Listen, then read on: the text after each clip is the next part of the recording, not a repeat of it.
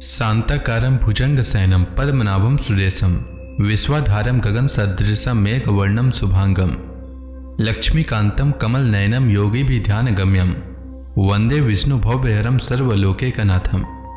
मंगलम भगवान विष्णु मंगलम गरुड़ध्वज मंगलम पुंडरीकाक्ष मंगलाय तनोहरि।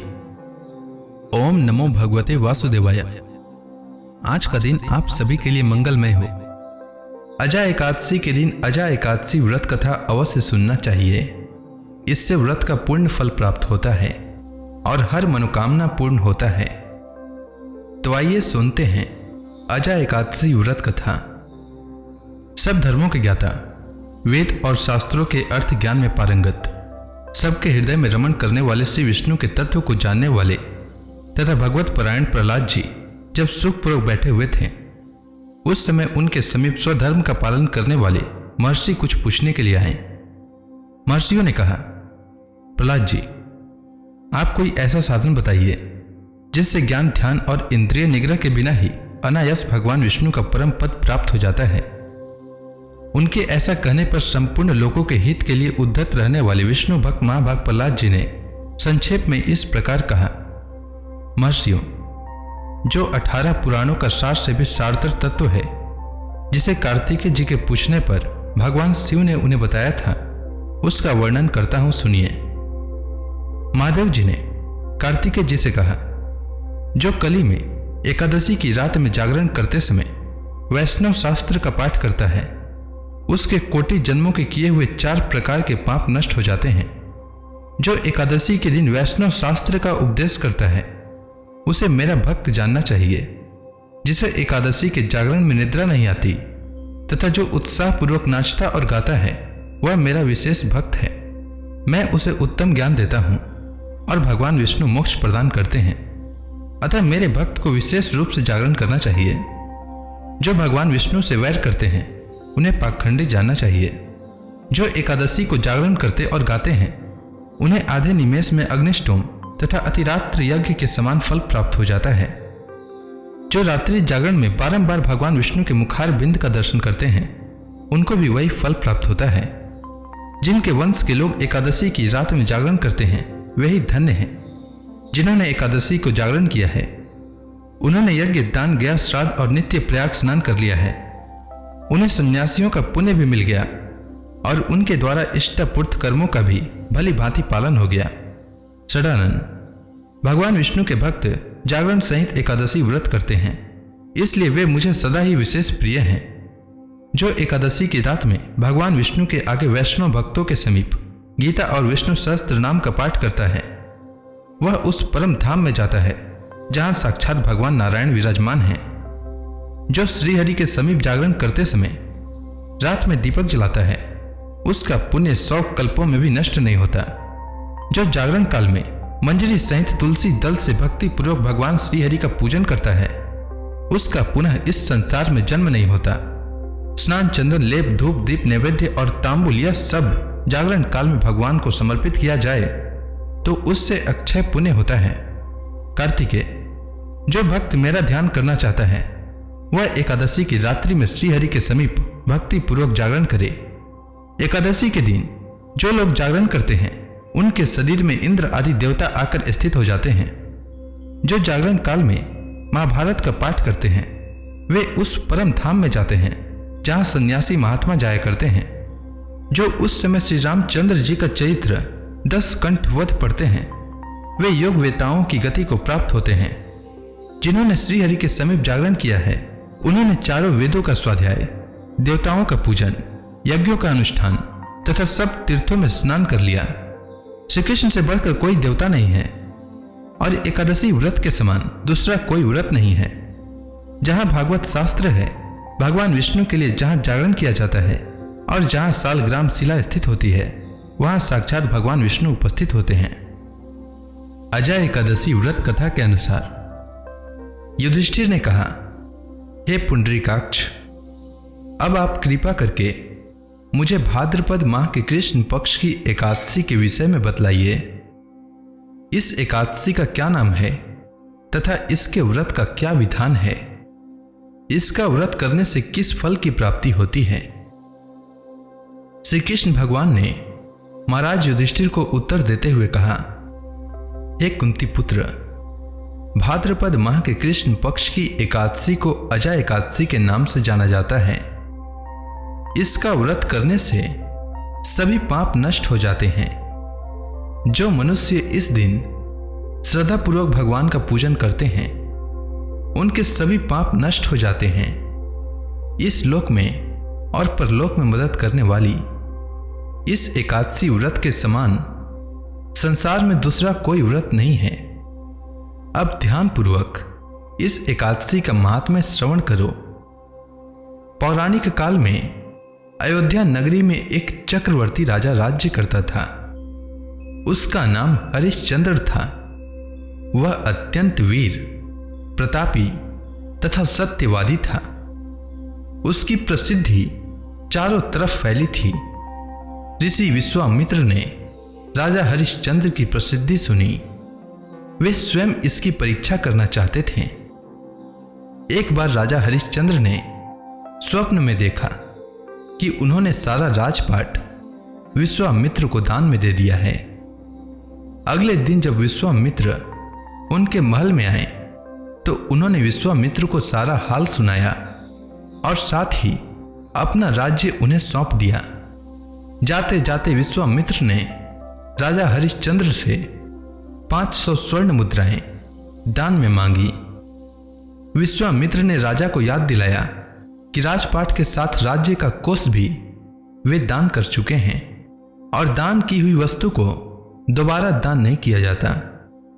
तब राजा ने अपनी पत्नी और पुत्र को बेचकर स्वर्ण मुद्राएं हासिल की, लेकिन वो भी 500 नहीं हो पाई। राजा हरिश्चंद्र ने खुद को भी एक चांडाल के यहां बेच डाला और सोने की सभी मुद्राएं विश्वामित्र को दान में दे दी। राजा हरिश्चंद्र स्वयं एक चांडाल का दास बन गया। उसने उस चांडाल के यहां कफन लेने का काम किया, किंतु उसने इस आपत्ति के काम में भी सत्य का साथ नहीं छोड़ा। जब इसी प्रकार उसके कई वर्ष बीत गए तो उसे अपने इस नीच कर्म पर बड़ा दुख हुआ और वह इससे मुक्त होने का उपाय खोजने लगा। वह सदैव इसी चिंता में रहने लगा कि मैं क्या करूं, किस प्रकार इस नीच कर्म से मुक्ति पाऊं। एक बार की बात है, वह इसी चिंता में बैठा था कि गौतम ऋषि उसके पास पहुंचे। हरिश्चंद्र ने उन्हें प्रणाम किया और अपनी दुख भरी कथा सुनाने लगा। राजा हरिश्चंद्र की दुख भरी कहानी सुनकर महर्षि गौतम भी अत्यंत दुखी हुए और उन्होंने राजा से कहा, हे राजन, भादव के कृष्ण पक्ष की एकादशी का नाम अजा है। तुम उस एकादशी का विधान पूर्वक व्रत करो तथा रात्रि को जागरण करो। इससे तुम्हारे सभी पाप नष्ट हो जाएंगे। महर्षि गौतम इतना कह आलोप हो गए। अजा नाम की एकादशी आने पर राजा हरिश्चंद्र ने महर्षि के कहे अनुसार विधान पूर्वक उपवास तथा रात्रि जागरण किया। इस व्रत के प्रभाव से राजा के सभी पाप नष्ट हो गए। उस समय स्वर्ग में नगाड़े बजने लगे तथा पुष्पों की वर्षा होने लगी। उसने अपने सामने ब्रह्मा, विष्णु, महेश तथा देवेंद्र आदि देवताओं को खड़ा पाया। उसने अपने मृतक पुत्र को जीवित तथा अपनी पत्नी को राजसी वस्त्र तथा आभूषणों से परिपूर्ण देखा। व्रत के प्रभाव से राजा को पुनः अपने राज्य की प्राप्ति हुई। वास्तव में ऋषि ने राजा की परीक्षा लेने के लिए यह सब कौतुक किया था, परंतु अजा एकादशी के व्रत के प्रभाव से ऋषि द्वारा रची गई सारी माया समाप्त हो गई और अंत समय में हरिश्चंद्र अपने परिवार सहित स्वर्गलोक को गया। हे राजन, यह सब अजा एकादशी के व्रत का प्रभाव था। जो मनुष्य इस उपवास को विधान पूर्वक करते हैं तथा रात्रि जागरण करते हैं, उनके सभी पाप नष्ट हो जाते हैं और अंत में वे स्वर्ग को प्राप्त करते हैं। इस एकादशी व्रत की कथा के श्रवण मात्र से ही अश्वमेध यज्ञ के फल की प्राप्ति होती है। तो इसी के साथ अजा एकादशी व्रत की कथा समाप्त होती है। एकादशी के दिन एकादशी व्रत कथा के साथ ही 11 माता की कथा भी अवश्य सुननी चाहिए। इससे व्रत का पुण्य फल प्राप्त होता है। तो आइए सुनते हैं 11 माता की कथा। एकादशी भगवान विष्णु की साक्षात शक्ति है। जिस शक्ति ने उस असुर का वध किया है जिसे भगवान भी जीत पाने में असमर्थ थे, उस शक्ति के आगे मनुष्य के पाप रूपी असुर भला कैसे टिक सकता है। जिस शक्ति ने देवताओं के कष्ट को हर कर उन्हें सुख दिया, वह प्राणी मात्र को क्या नहीं दे सकती।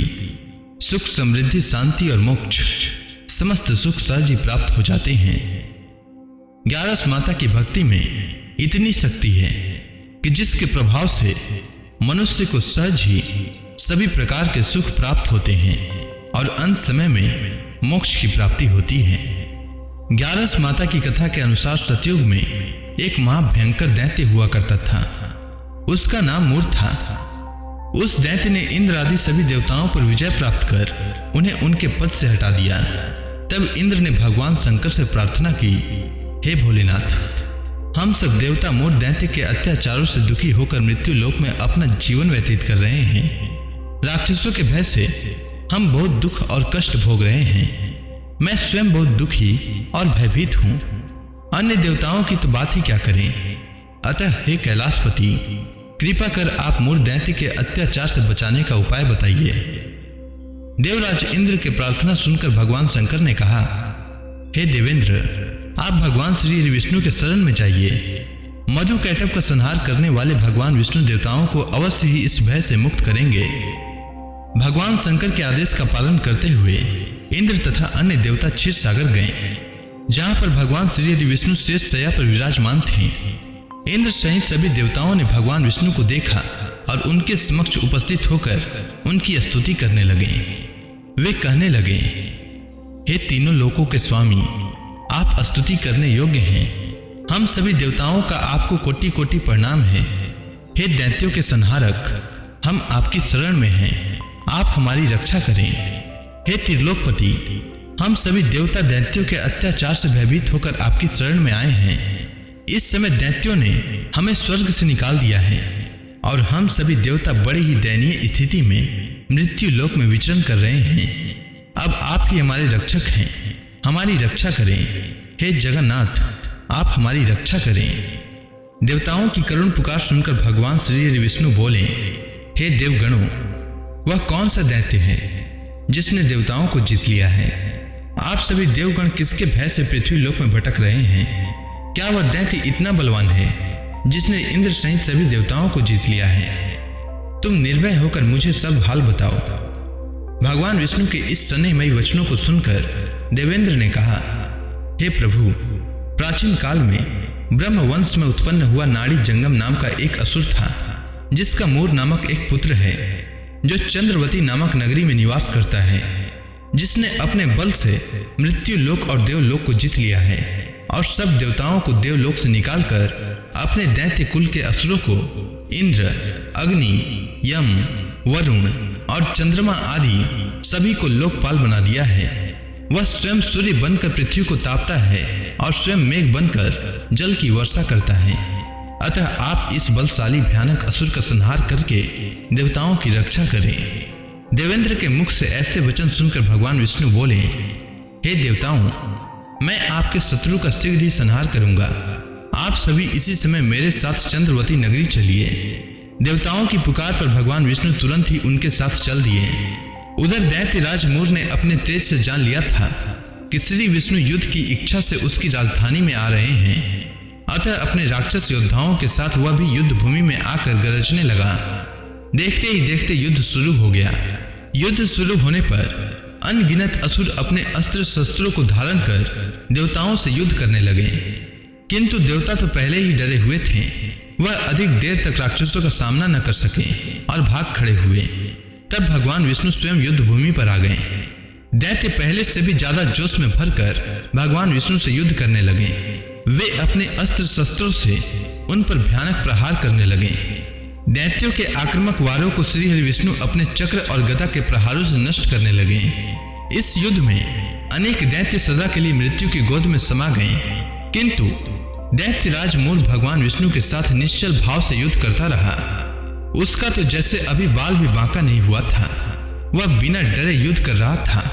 भगवान विष्णु मोर को मारने के लिए जिन जिन शस्त्रों का प्रयोग करते वे सब उसके तेज से नष्ट होकर उस पर पुष्पों के समान गिरने लगते। अनेक अस्त्रों शस्त्रों का प्रयोग करने पर भी भगवान विष्णु उससे जीत न सके। तब वे आपस में मल्ल युद्ध करने लगे। भगवान श्री विष्णु उस असुर से देवताओं के लिए सहस्त्र वर्षों तक युद्ध करते रहे, किंतु उस असुर से न जीत सके। अंत में भगवान विष्णु शांत होकर विश्राम करने की इच्छा से बद्रिकाश्रम स्थित 38 कोस लंबी एक द्वार वाली हेमवती नाम की एक गुफा में प्रवेश कर गए। उस गुफा में भगवान ने शयन किया। भगवान विष्णु के पीछे पीछे वह दैत्य भी चला आया था। भगवान श्री विष्णु को सोता देखकर वह दैत्य उन्हें मारने को तैयार हुआ। वह सोच रहा था कि आज मैं अपने चिर शत्रु को मारकर हमेशा हमेशा के लिए निष्कंटक हो जाऊंगा, परंतु उसकी यह इच्छा पूर्ण न हो सकी, क्योंकि उसी समय भगवान विष्णु की देह से दिव्य वस्त्र धारण किए एक अत्यंत मोहिनी कन्या उत्पन्न हुई और राक्षस को ललकार कर उससे युद्ध करने लगी। उस कन्या को देखकर राक्षस को घोर आश्चर्य हुआ और वह सोचने लगा कि यह ऐसी दिव्य कन्या कहां से उत्पन्न हुई, और फिर वह असुर उस कन्या से लगातार युद्ध करता रहा। कुछ समय बीतने पर उस कन्या ने क्रोध में आकर उस दैत्य के अस्त्रों शस्त्रों को टुकड़े टुकड़े कर दिए। अब तो उस दैत्य को बड़ा ही क्रोध आया और वह सारी मर्यादाएं भंग करके उस कन्या से मल्ल युद्ध करने लगा। उस तेजस्वी कन्या ने उसको धक्का मारकर मूर्छित कर दिया और उसकी मूर्छा टूटने से पूर्व ही उसका सिर काटकर धड़ से अलग कर दिया। सिर काटते ही वह असुर पृथ्वी पर गिरकर मृत्यु को प्राप्त हुआ। बाकी बचे असुर अपने राजा का ऐसा दुखद अंत देखकर भयभीत होकर पाताल लोक में भाग गए। भगवान विष्णु जब निद्रा से जागे तो उस असुर को मरा देखकर उन्हें घोर आश्चर्य हुआ और वे सोचने लगे कि इस महाबली को किसने मारा है। तब वह तेजस्वी कन्या श्रीहरि से हाथ जोड़कर बोली, हे जगदीश्वर, यह असुर आपको मारने को उद्यत था। तब मैंने आपके शरीर से उत्पन्न होकर इस असुर का वध किया है। कन्या की बात सुनकर भगवान बोले, तुमने इस असुर को मारा है, अतः हे कन्या, मैं तुमसे अत्यंत प्रसन्न हूँ। इसे मारकर तुमने तीनों लोकों के देवताओं के कष्ट को हरा है, इसीलिए तुम अपनी इच्छा अनुसार वरदान मांग लो, मैं तुम्हारी प्रत्येक इच्छा को पूर्ण करूंगा। भगवान की बात सुनकर कन्या बोली, हे प्रभु, मुझे यह वरदान दीजिए कि जो मनुष्य या देव मेरा व्रत करे उसके सभी पाप नष्ट हो जाएं और अंत में उसे स्वर्ग लोक की प्राप्ति हो। मेरे व्रत का आधा फल रात्रि को मिले और उसका आधा फल एक समय भोजन करने वाले को मिले। जो श्रद्धालु भक्ति पूर्वक मेरे व्रत को करे वे निश्चय ही वैकुंठ लोक को प्राप्त करे। जो मनुष्य मेरे व्रत में दिन तथा रात्रि को एक बार भोजन करे वह धन धान्य से भरपूर रहे। कृपा करके मुझे ऐसा वरदान दीजिए।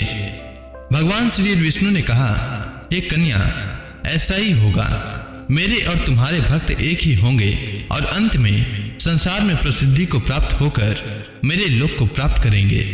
हे कल्याणी, तुम एकादशी को पैदा हुई हो, इसीलिए तुम्हारा नाम भी एकादशी हुआ, तथा जो मनुष्य इस दिन व्रत करेंगे उनके समस्त पाप समूल नष्ट हो जाएंगे। तुम मेरे लिए अब तीज, अष्टमी, नवमी और 14 से भी अधिक प्रिय हो। तुम्हारे व्रत का फल सब तीर्थों के फल से भी महान होगा। यह मेरा अकाट्य कथन है। इतना कहकर भगवान श्री विष्णु उसी स्थान पर अंतर ध्यान हो गए। अब आप सभी भक्तगण हाथ जोड़कर भगवान श्री हरि का ध्यान करें। आरती होने वाली है। ओम जय एकादशी माता, मैया जय एकादशी माता। विष्णु पूजा व्रत को धारण करके, विष्णु पूजा व्रत को धारण करके शक्ति मुक्ति पाता। ओम जय एकादशी माता।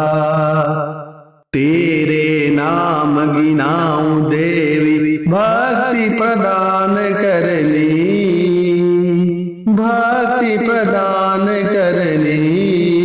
गण गौरव की देनी माता, गण गौरव की देनी माता।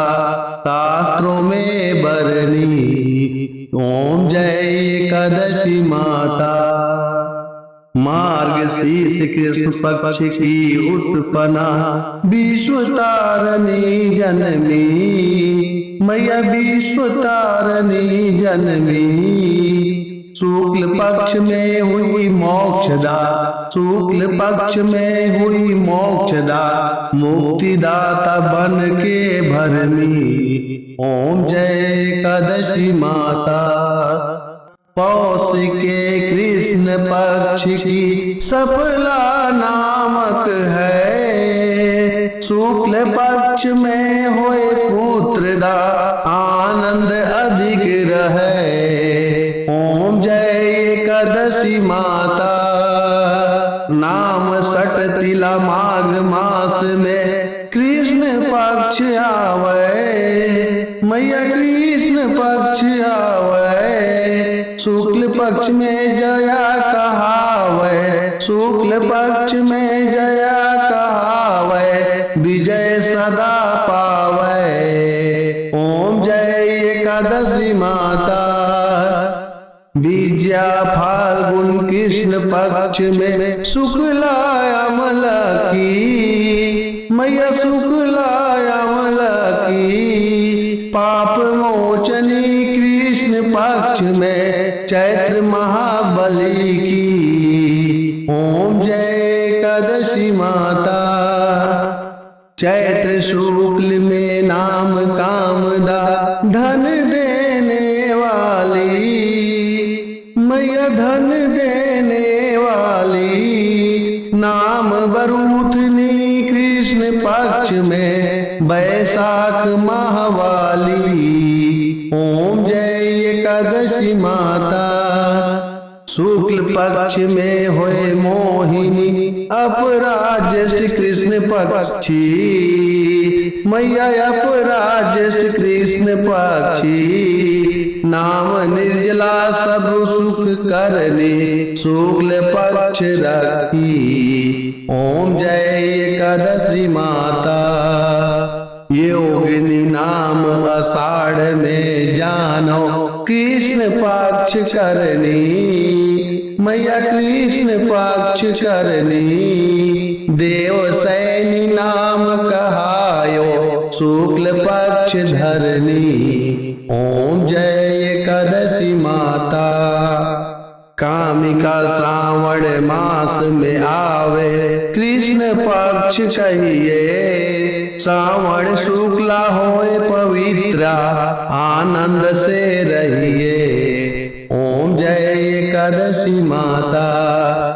अजा भाद्रपद कृष्ण पक्ष की परिवर्तनी शुक्ला, मैया परिवर्तनी शुक्ला, इंद्राश्विन कृष्ण पक्ष में व्रत से भवसागर निकला।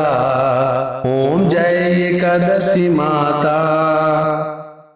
पापांकुश है शुक्ल पक्ष में आप हरण हारी, मैया आप हरण हारी, रमा मास कार्तिक में आवे, सुखदायक भारी। ओम जय एकादशी माता।